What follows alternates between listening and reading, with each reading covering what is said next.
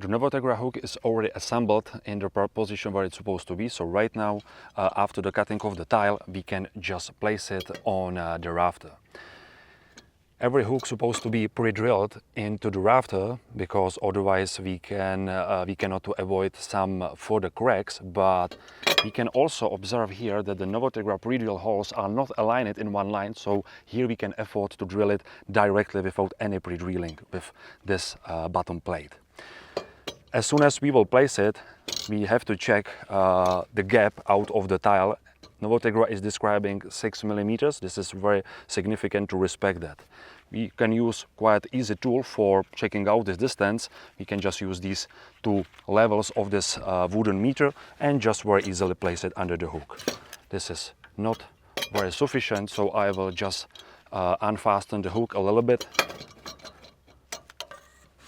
And right now the distance is the proper one. So basically the hook is maintained as it's supposed to be.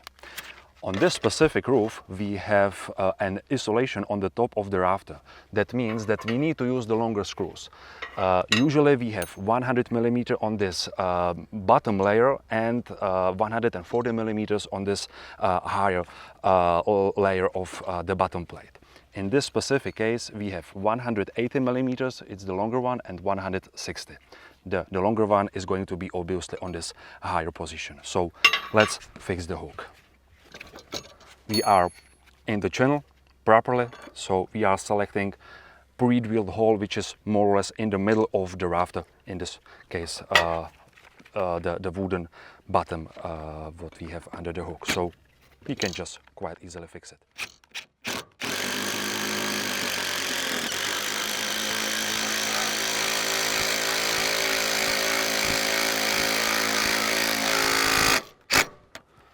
Perhaps it would be easy to shift up on the next gear. Smaller screw.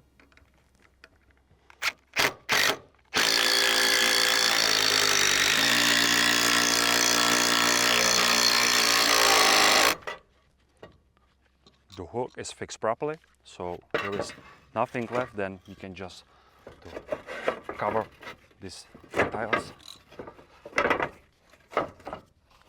Position, we respected the gap of 6 millimeters under it, and right now we can keep going with the rest of the hooks and cut the tiles, fix the hooks on the positions as to our planning tool plan for us and design the right position.